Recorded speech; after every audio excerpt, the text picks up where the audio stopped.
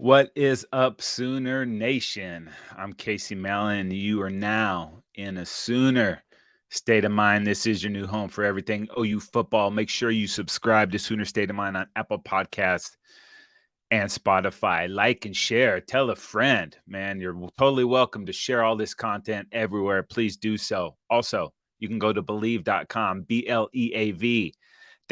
Go to shows, type in Sooner State of Mind. You are locked. There is a ton of great content there. Every team, every topic, everywhere. That is believe.com. And if you want to watch Sooner State of Mind, head on over to YouTube and search the Football Dudes. Like and subscribe and never miss an episode. All right, baby. This is a Sooner show, but we're going to start because the NFL started last night. Happy Friday, people. Detroit Lions at Kansas City Chiefs, and the reigning champs went down 21-20. No Travis Kelce in this game, and they really missed him. Our guy Blake Bell, though, the Belldozer, did have a TD reception in there. Rookie Brian Branch with the pick six off the Tony tip. Jared Goff played well. He's been playing some pretty good football ever since he's been traded. This Lions team's getting it all together. They are super grimy. Love Dan Campbell. Lions are going to be a fun team to watch moving forward. And we got a full slate of NFL games this Sunday. Shake and bake. Baker Mayfield getting the start against those Minnesota Vikings. We'll check in and see how Baker did next week. But week 2, back to college. It is upon us. And it is a great opportunity for our Sooners to start the young season 2-0. Highly caffeinated today, people. I'll tell you what. September 9th versus SMU. This is a late start, I think 5 o'clock Oklahoma time. Hopefully that gives a little better showing for the tailgate variety for Sooner Nation. Heard Lindsey Street was not popping last week. Let's make that a change for this week. OU is favored by 16.5 in this game.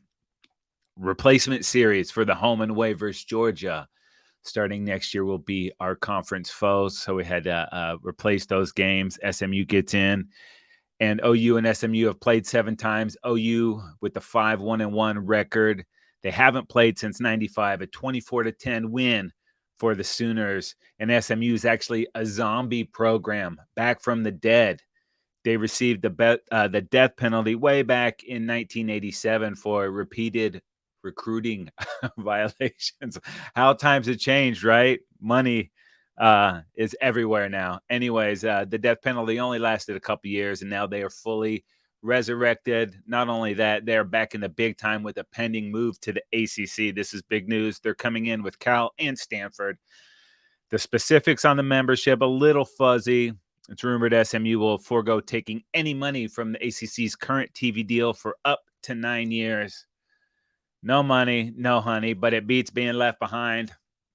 In my opinion, this is a good match for both the ACC and SMU. ACC gets a taste of Texas, try to get into that recruiting ground there, and SMU gets a taste of a bigger audience, bigger games, more eyeballs. That should be a good thing for the program there moving forward. SMU coming off a 38-14 beatdown of Louisiana Tech last week. These ponies are led by sophomore quarterback Preston Stone, who last week threw for 248 and 3 touchdowns. Pretty good. O-line did not allow a sack. They were also very effective running the ball last week as the team rushed for over 200 yards. Texas A&M transfer L.J. Johnson ran for 128 on 14 carries. That's 9.1 per, and he had a touchdown. Jalen Knighton, also solid running back, very fast, and they should get Kamar Wheaton back for this one, too, the Bama transfer. So they are stocked in the backfield.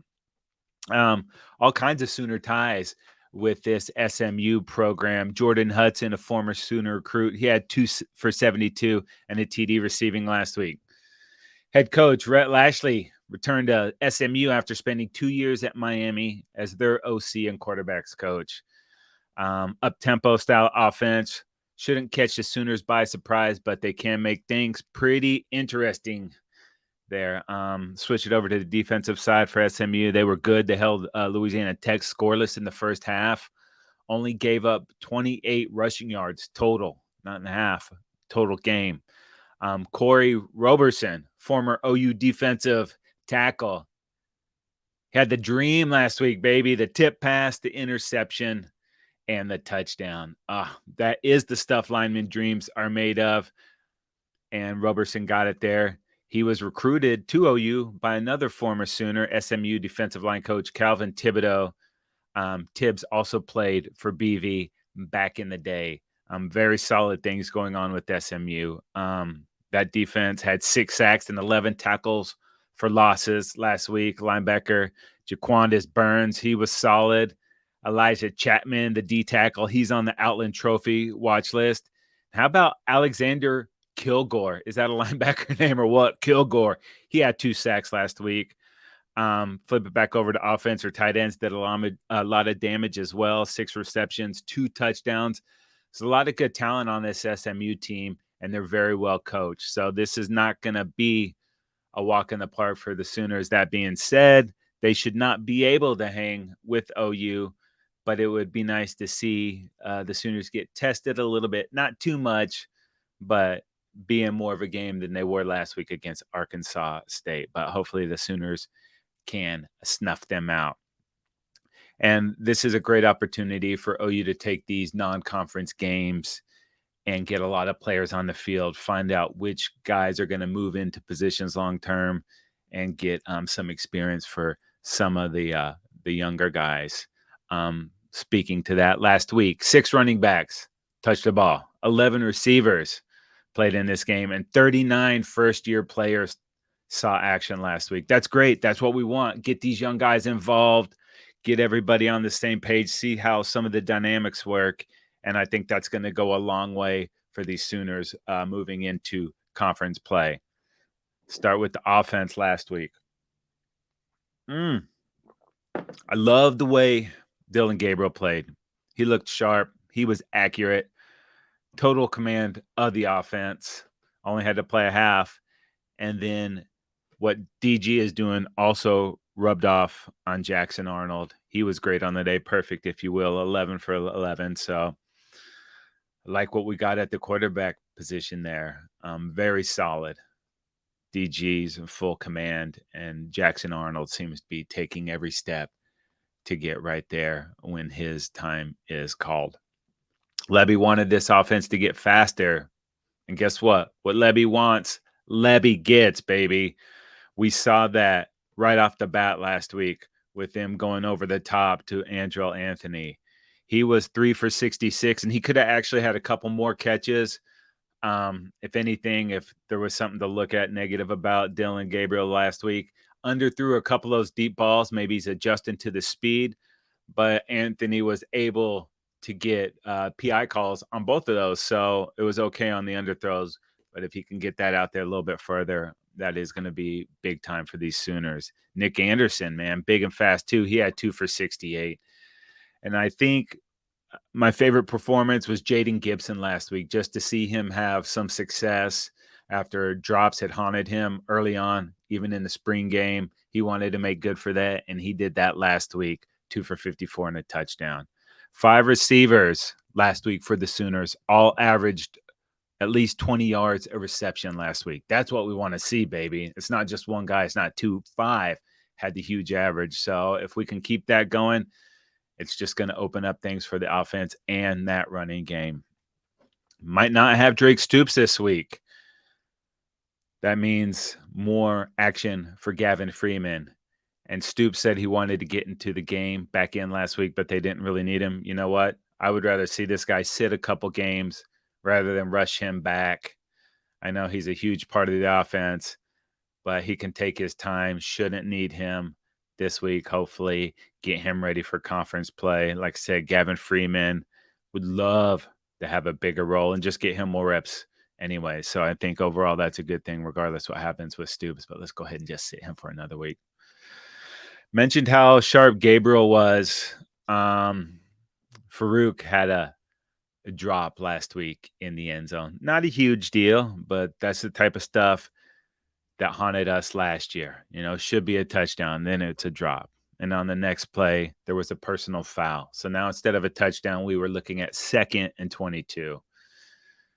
And then, of course, we pick up the first down via Stoops, but that's a play he hurt his shoulder on. And it's just when you make mistakes, things like that can happen. Not putting the blame on Farouk, but you catch that, it's a touchdown. All that other stuff doesn't happen afterwards. So just take advantage of your opportunity, cash in every time, and that'll go a long way. I expect him to bounce back, maybe get him a couple jet sweeps or some stuff around the line of scrimmage and build his confidence back up. But we're going to need him to play a big role in this offense. And I think he'll get there. Just 1 week, opening week, no problem. So like to see what he's doing moving forward. Venables says that defensive end R. Mason Thomas and running back Gavin Sawchuk, who both missed the opener last week, would be available for SMU. Love to see that speed in the backfield with Sawchuk. And R. Mason Thomas, man, let's get him back out there running wild, doing some of that nasty defensive stuff there. Venables also said there's hope that sophomore linebacker Deshaun McCullough will be back. Maybe he didn't suffer a high ankle sprain, they're hoping. So it'd be great if he can get back out there. Harrington was nice, and we'll get some of the younger guys involved if he's not able to go. Venables on sophomore cornerback Gentry Williams. Quote, he's very focused and driven and committed guy. He's everything I've been bragging about him. He's fearless. He's committed. Love the way Gentry played last week. Can't wait to continue to see more of this guy, one of these young studs that's making his name in this Sooner defense. I loved Kip Lewis last week, too. Young playmakers all over this D, man. Venables is getting it done. The transformation is in process. I cannot wait to see what this team looks like in a few more weeks, man. It's on the up and up, trying to, I would never snuff out my enthusiasm because I'm just a positive cat. And I like to believe that things are always on the up and up. And that's what I think is happening here. Sooners come out, handle your business, play mistake-free, should be able to move the ball, should be tested a little more on defense. The run defense might be tested more in this one too. And we did get away with a couple of mistakes last week. See if SMU can take advantage of those, but hopefully they're not there. Get it cleaned up and move forward and handle these zombie ponies and be sitting with another victory. All right. 2-0, sounding good to me. And of course, we'll be back next week to recap this game, look at some individual performances, and talk about how it went down. Exciting. It's tough, though. You got to wait the full day for this one. 3 o'clock here in LA is not as terrible as 5 o'clock, and there's some benefit to that because you get get your pregame going on, but it's a long wait for the day to get there. But nonetheless, a later game, and that's what these Sooners wanted, not always the 11 a.m. kickoff. So, it's on the plus. I don't know if we get that in 4K or not, but Sooner Nation will be watching. How are you guys feeling about this game? You can hit us up, Gmail, SSOM, host, gmail.com. If you have a prediction for this game or there's anybody you want to talk about, an individual performance, whatnot, hit us up. I try to get to all of those. Okay, let's go back to Friday night. That's tonight, people. Just a few short hours from now, Illinois at Kansas. The Jayhawks are 3-point favorites at home, and they are going to be wearing those new Black Hawk uniforms. I don't know if you've seen these, but they are pretty sweet. It's a good look for Kansas. Hopefully that can propel them to a victory. Look good, feel good, play good. Kansas looking to go 2-0 in back-to-back seasons. Illinois struggled with Toledo last week. We'll see what happens in this game, but hopefully it's Rock Chalk Jayhawk. All right, that moves us to Saturday's game, Utah at Baylor. Baylor 8-point favorites on the road. Cam Rising hasn't been cleared yet, but he can practice without limitations. That may change by the end of today. Baylor last week gave up 28 first half points to Texas State, and they lost, dude, 42-31. Will that be motivation enough to beat these Utes? They better get a lot of stuff in order because Utah is a tough, tough team. And if they get Cam Rising back, watch out, Baylor Bears. You might be in trouble. Nebraska at Colorado. Colorado, 2.5-point favorites in this game. What a difference a week makes, huh? These teams could not be in more contrasting spots.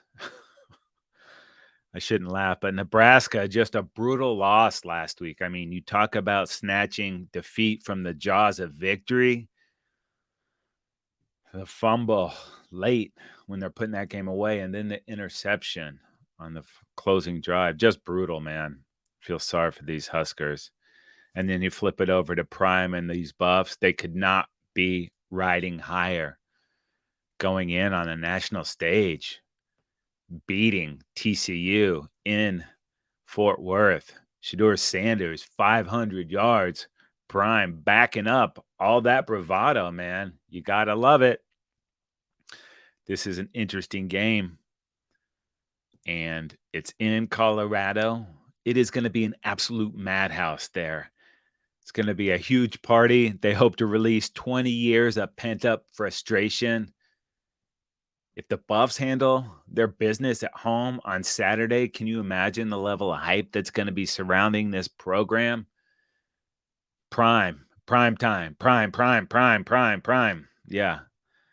Hopefully you not get sick of that, because if they win, you're going to hear even more of it next week than you did this week. Okay, we have 2 games this week featuring ranked teams. The first one is Ole Miss at Tulane.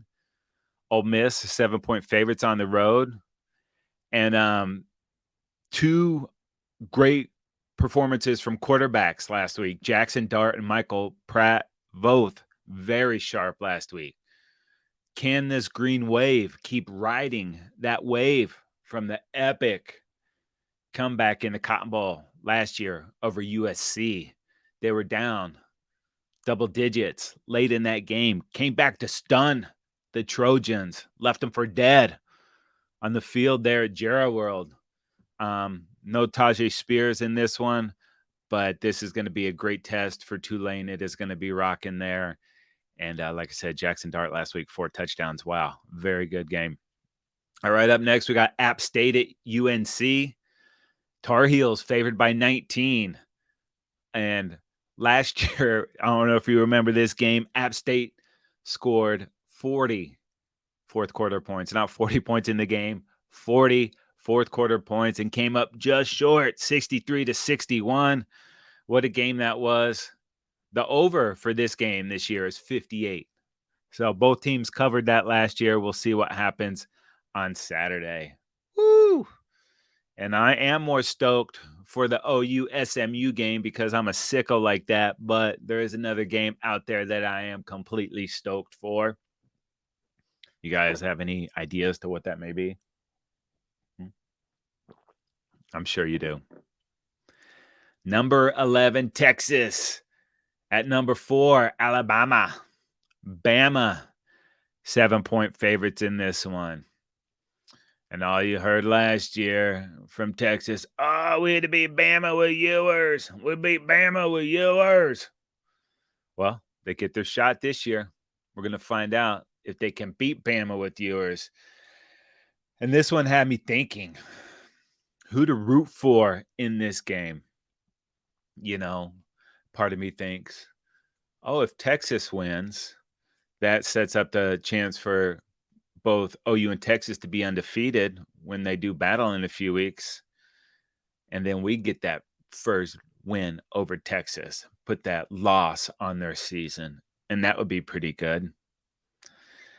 And then I think, oh, Bama. Everybody's always talking, not ready for this SEC move.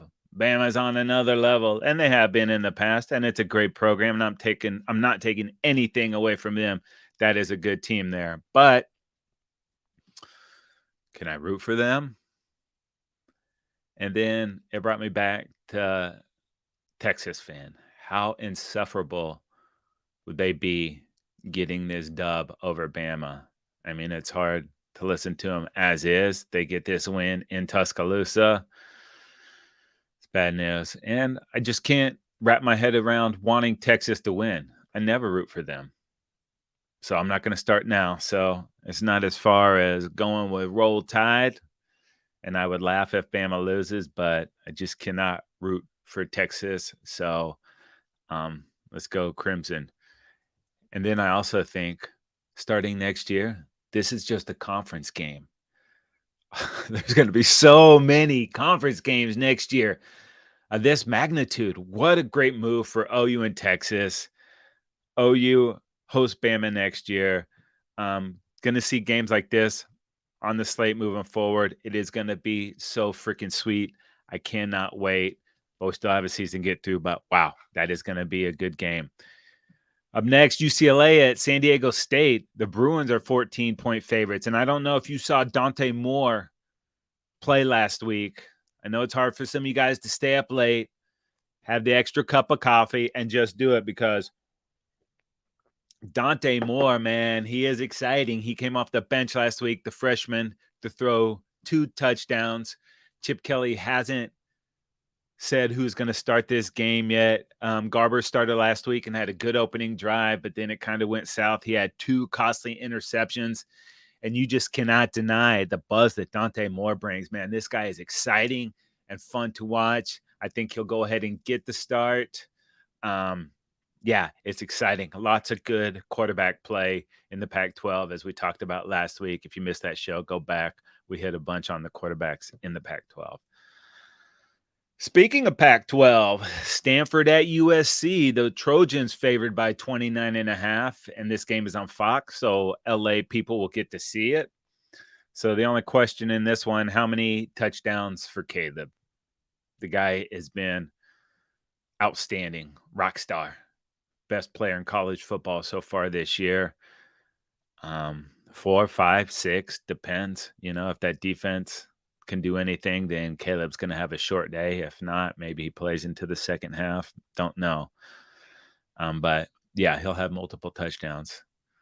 That's a question for you guys. You guys like talking about Caleb and SC or no? You want them out of the show? You want to bag on Tebow a little bit more? You still got love for Caleb? Let me know. ssomhost@gmail.com or Football Dudes LA on Twitter or Instagram or on Facebook. Let me know your thoughts on that because, we can go with the flow. You want to get Caleb and SC out of there? We can do that. I'm cool with that. We'll see. And then we have Okie State at Arizona State, a battle of the states, future conference foes. Okie State, 3-point favorites on the road. Who's going to step up and be the quarterback for these Pokes? They had 3 play last week. And all that just goes, if you have 3 quarterbacks, you don't have any. They got to get that sorted out so they can have their guy moving forward. This is going to be a tough game. Arizona State at home, some crazy stuff happens there. Some all quarterback play. These Pac-12 teams are a lot of fun to watch. So much good football action this week, college level. NFL is back too, and we got you covered on all of that. Head on over to footballdudes.com if you need some pro love, Sooner state of mind for our Sooner love. We're going to hit a little bit of everything and just take the ride with us. Make sure you come back next week because we'll recap the OU game, of course, Texas and Bama, and some of the best college action from week 2. Like I said, you got thoughts or prayers, hit us up. Thoughts and prayers. Thoughts and prayers. Thoughts and prayers. ssomhost@gmail.com. I'll take your prayers. Really just want your thoughts and opinions, but you could throw some prayers in there too. I'm not above it. I'll take it. And make sure you like and subscribe to Sooner State of Mind on Apple Podcasts and Spotify. You just subscribe and it just pops up in your phone. It is so easy. And then you will never miss an episode. Tell a friend, like, share, let everybody out there know. Sooner Nation, let's grow this thing, baby. I'm completely stoked for this weekend. I'm completely stoked for you guys hanging out. Make sure you come back. My name is Casey Mallon, and I in a Sooner state of mind. Catch you next week.